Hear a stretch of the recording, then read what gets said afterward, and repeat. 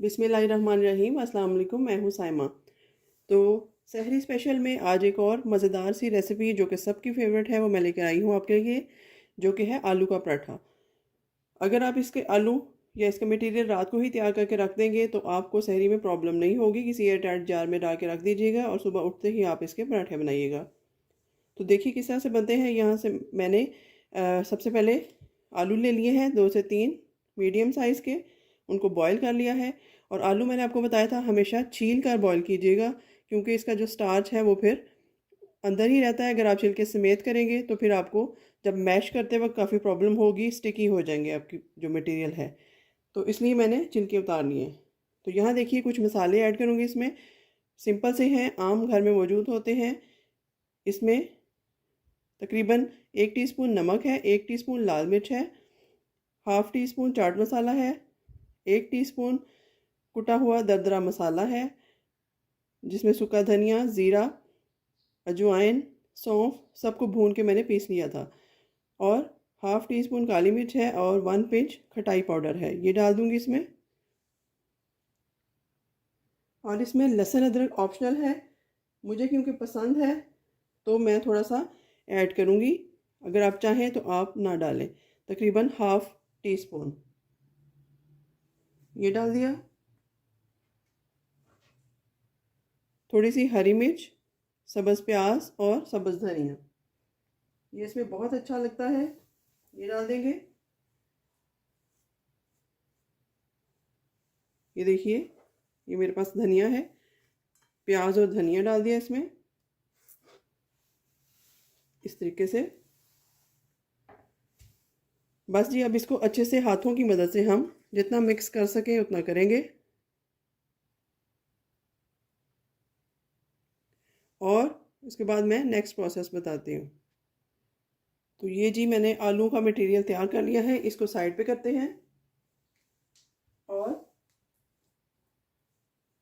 यहाँ मेरे पास गूंदा हुआ आटा है, वो आप ले सकते हैं, मैदा ले सकते हैं। और चूल्हे को जला के तवा रखते हैं और उसके बाद आटे की लोई बनाते हैं और इसकी तैयारी करते हैं। तो लीजिए सबसे पहले हम पेड़े की तैयारी करते हैं। यहाँ मैंने सूखा आटा थोड़ा सा हाथों को लगा लिया है और हम एक ही पेड़े से तैयार करेंगे पराठा, 2 पेड़ों से नहीं करेंगे।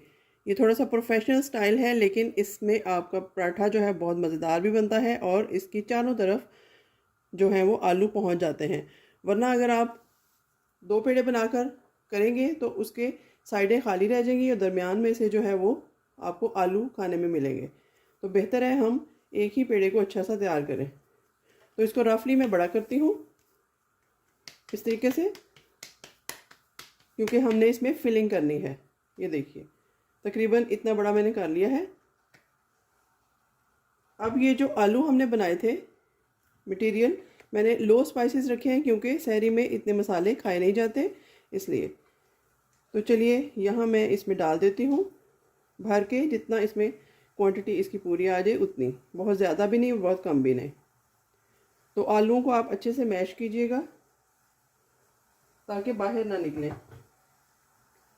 तो इस तरीके से आप इसकी एक पॉकेट बना लें, इस तरह से चारों तरफ से इसको जोड़ते जाएं और इस तरह एक पॉकेट सी तैयार हो जाएगी। इस तरह जो ऊपर एक्स्ट्रा आटा है वो आप उतार सकते हैं इस तरीके से। तो ये देखिए जी हमारा पेड़ा जो है वो बहुत अच्छे से तैयार हो चुका है। थोड़ा सा सूखा आटा और लगाऊंगी, वो आप जितना भी चाहें लगा सकते हैं। तो एक बड़े साइज़ का पेड़ा बन गया है और बड़ा पराठा ही बनकर तैयार होगा। ये देखिए पराठे को अच्छा बनाने के लिए उसका जो वो डिपेंड करता है वो पेड़े पे करता है कि आप पेड़ा कितना अच्छा तैयार करते हैं। तो पेड़ा तैयार करने का मैंने पहले भी आपको अपने चैनल पे तरीका बताया था कि लेफ़्ट वाली हथेली को आप बिल्कुल सीधा रखिएगा और जो राइट वाली है उससे इसको हल्का हल्का घुमाते जाएं। मतलब जो नीचे वाली हथेली है उसको आप लेफ़्ट से राइट घुमाएंगे और जो ऊपर वाली है उसको आप राइट से लेफ़्ट, इस तरीके से। तो देखिए कितना अच्छा पेड़ा बनकर तैयार हो गया है। तो अब इसका पराठा तैयार करते हैं। हल्के हाथों से इसको बेलेंगे ताकि जो मटेरियल है, स्टफिंग है, वो बाहर ना आए। तो इस तरीके से इसको मैं करती हूँ हल्का हल्का।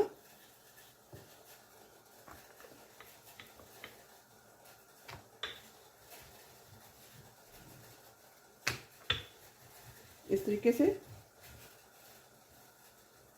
तो ऑलमोस्ट ये हो चुका है। बहुत बारीक नहीं हम इसको करेंगे, थोड़ा सा मोटा ही इसकी जो किनारे हैं वो रहेंगे, क्योंकि अगर बहुत बारीक करेंगे तो इसको खाने में बिल्कुल मज़ा नहीं आएगा। तो ऑलमोस्ट ये गोल ही बनकर तैयार हुआ है। थोड़ा बहुत अगर आगे पीछे हो जाए तो कोई प्रॉब्लम की बात नहीं। तो तवा जो है वो गर्म है, तो उसमें डालते हैं इसको। तो अब इसको तवे पर डाल देते हैं इस तरीके से बड़े आराम के साथ। ये देखिए इस तरह से।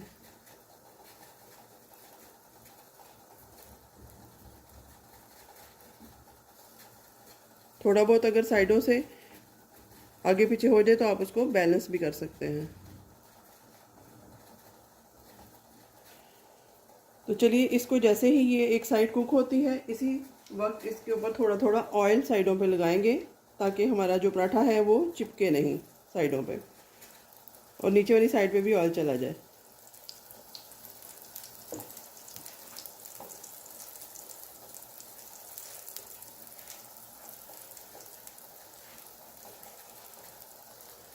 अब इसको टर्न करते हैं, थोड़ा सा ये और कुक हो जाए तो फिर हम इसको टर्न करेंगे। ये देखिए इस तरीके से घुमा घुमा के इसके नीचे ऑयल में करूँगी, ताकि नीचे वाली साइड पे भी सारा लग जाए।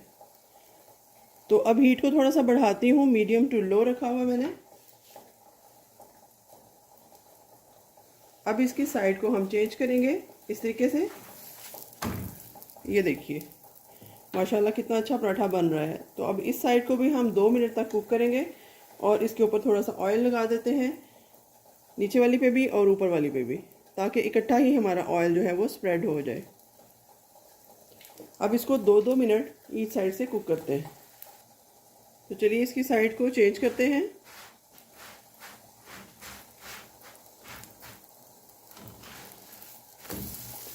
इस तरीके से आपने देखा कितना फ्लफ़ी सा और मज़ेदार सा पराठा देखने में लग रहा है, हालांकि और वाइट भी लग रहा है। हालांकि हमने आटे से बनाया है, जो घर में गूंदा हुआ आटा होता है, मैदे से नहीं बनाया। तो देखिए कितना अच्छा कलर इस पे आया है। ये रेसिपी आप सहरी में ज़रूर ट्राई कीजिएगा, और फिर मुझे बताइएगा कि आपके पराठे कैसे बने। तो चलिए ये साइड भी कुक करके उसके बाद इसकी फ़ाइनल लुक मैं आपको दिखाती हूँ। तो यहाँ पर देखिए हमारा मज़ेदार सा फ्लफ़ी सा और ख़ूबसूरत से फूलों वाला आलू वाला पराठा बनकर तैयार है, जो कि आपको होटल से भी ज़्यादा मज़ेदार लगेगा। तो आप इस रेसिपी को रमज़ान की सहरी में बनाएं और मुझे इसका फ़ीडबैक ज़रूर दें, और मुझे अपनी दुआओं में भी याद रखिएगा रमज़ान मुबारक में। मिलते हैं किसी नई और अच्छी रेसिपी के साथ, तब तक के लिए अल्लाह हाफ़िज़।